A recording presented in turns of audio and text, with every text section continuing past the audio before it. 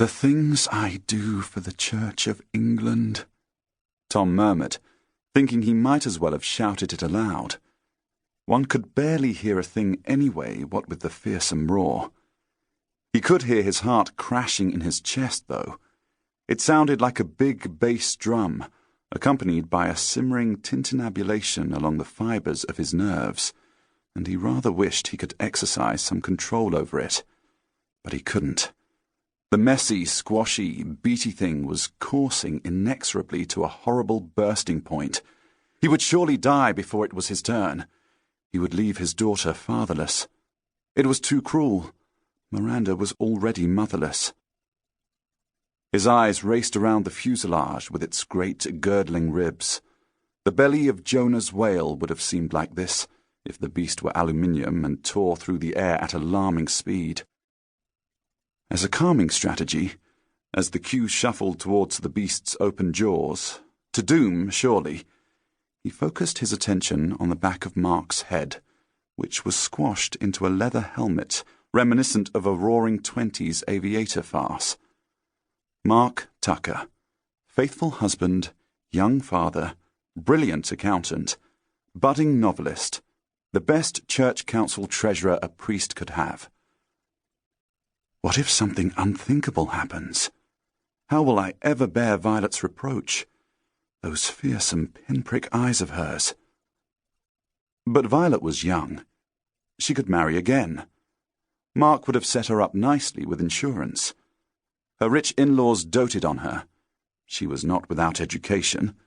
She could find work, keep herself occupied. Oh, it would be dreadful at first. Too dreadful. The grief, the pain. He knew these things. But time heals. It does. She would carry on. You do, don't you? Well, don't you? What have I done? This is all my doing, Tom thought. I'm the one who pressed for this. But it seemed the right thing at the time. Anything to avoid years' worth of bring-and-buys and car boot sales and karaoke nights to raise funds for church repairs. Something that would bring the cash in a flash. It's always such a bore lying awake at night worrying more about stones than souls. And it would be enormously satisfying to rid St. Nicholas's churchyard of that ghastly plywood thermometer. It insulted him every time he walked up the pea-shingle path to the church, with its sad little red plastic capillary and its unaccountably inelegant hand-lettering. He had fought members of his church council against having such a thing set up by the north porch, and had lost. If funds raised from today's event proved insufficient, well, the village had among its citizens a lovable kleptomaniac. Perhaps it had a likeable arsonist. The queue shuffled forwards. Tom stared past Mark's shoulder towards the gaping portal.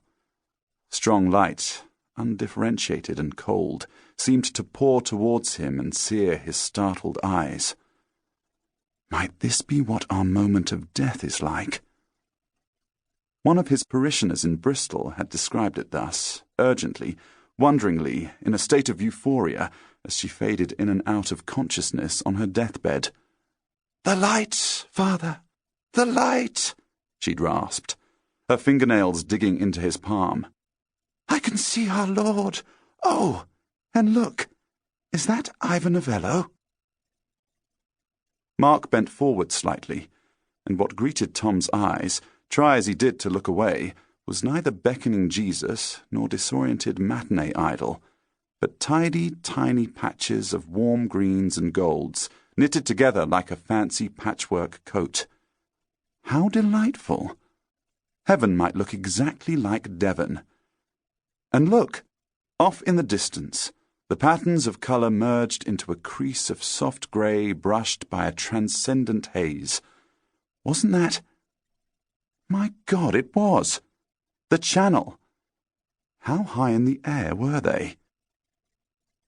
And then there was a terrible shout, and Mark vanished.